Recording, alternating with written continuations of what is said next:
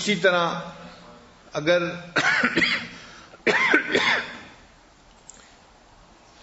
سسر کو چاہیے کہ وہ اپنی بیٹی ہی کو سمجھاتا رہے کہ وہ اپنے گھر کو بسانے کے لیے ہر ممکن کوشش کرے، پوری کوشش کرے۔ گڑبڑ کہاں ہوتی ہے کہ بیٹی کو نہیں سمجھاتے، صرف اپنے داماد کو سمجھانا چاہتے ہیں، اور جو بیٹے کے ماں باپ ہیں وہ بہو کو سمجھاتے ہیں، بیٹے کو نہیں سمجھاتے، کچھ بھی نہیں کہتے۔ بیٹا جو کر رہا ہے اس کو ڈیفینڈ کرتے رہتے ہیں، اس کی غلط باتوں کو بھی ڈیفینڈ کرتے ہیں، اور یہاں سے پھر پرابلم جو ہیں وہ شروع ہو جاتے ہیں۔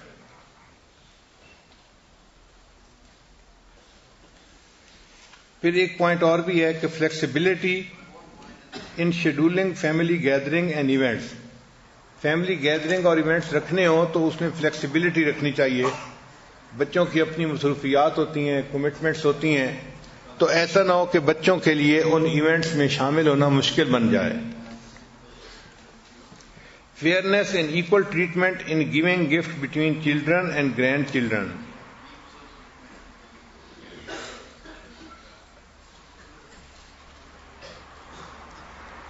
پھر ایک بہت اچھا پوائنٹ ہے کہ do not deprive son in law of the role as a problem solver and provider of the family. چونکہ فیملی کو تو جو چیز پہنچانی ہے اسی نے دینی ہے نا، وہ ذمہ دار ہے، اور ان کا پرابلم سالور بھی وہی ہے، اس کو اس سے ڈپرائیو نہیں کرنا چاہیے۔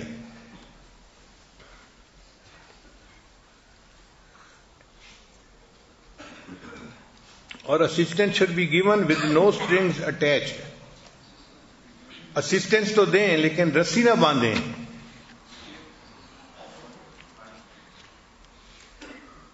پھر cushioning the intrusive demand of mother in law.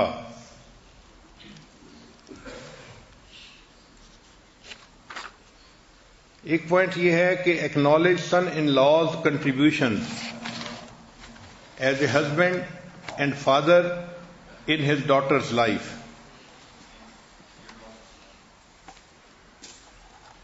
Take interest in son in law's work. Son in law کا کوئی کام ہے تو فادر ان لا کو چاہیے کہ اس طرح انٹرسٹ لے جس طرح اپنے بیٹے کے کام میں کوئی انٹرسٹ لیتا ہے، کیونکہ اس وقت اس کو سپورٹ کی ضرورت ہوتی ہے تو اس کو سپورٹ کرنا چاہیے۔ ایک ایسا بھی موقع آیا تھا کہ حضرت علی رضی اللہ تعالیٰ عنہ کی طرف پرپوزل آئی تھی ابو جہل کی بیٹی کی۔ اب وہ رشتہ دار بھی تھا، چچا تھا، تو گویا وہ فرسٹ کزن تھی، شکل صورت کی بھی اچھی تھی اور عزت والی فیملی تھی قریش کے اندر۔ تو حضرت علی لانو کے پاس ان کی پرپوزل آ گئی، تو حضرت علی لانو نے اس پر سوچنا شروع کر دیا کہ کیا میں دوسری شادی کر لوں۔ جب نبی علیہ السلام کو پتہ چلا تو اللہ کے حبیب صلی اللہ علیہ وسلم نے ان کو منع کر دیا کہ نہیں، تم دوسری شادی نہیں کر سکتے۔ اب یہاں کیا نکتہ ہے کہ شریعت تو اجازت دیتی ہے کہ نبی علیہ السلام نے کیوں منع کیا ان کو؟ تو علماء نے اس کی وجہ لکھی ہے کہ جب سوکن آتی ہے نا تو وہ ایک دوسرے کو ان کے والدین کے تانے دیتی ہے۔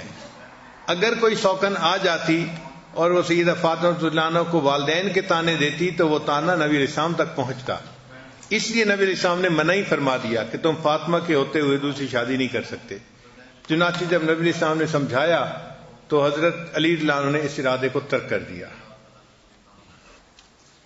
جتنی کوششیں کرنی چاہیے اتنی زیادہ دعائیں بھی کرنی چاہیے، کیونکہ حدیث پاک میں آتا ہے کہ انسان کسی بھی مشکل سے حل کے لیے جو اسباب اختیار کرتا ہے ان میں سب سے بہتر سبب دعا ہوتی ہے۔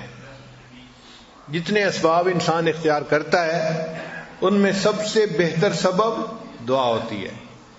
تو فادر ان لا چونکہ بڑا ہوتا ہے تو اس کو چاہیے کہ وہ دعا بھی کرتا رہے کہ اللہ تعالیٰ بیٹے اور بہو کے درمیان محبت رکھے، بیٹی اور داماد کے درمیان محبت رکھے۔ انشاءاللہ اللہ تعالیٰ ان دعاؤں کو رد نہیں فرماتے، بڑوں کی دعائیں ہمیشہ کام آیا کرتی ہیں۔ تھوڑی دیر کے لیے مراقبہ کر لیجیے، آنکھوں کو بند کر لیجیے، سر کو جھکا لیجیے۔ دنیا اور جو کچھ دنیا میں ہے اس سے ہٹ کٹ کے اللہ کی یاد میں ڈوب جائیے.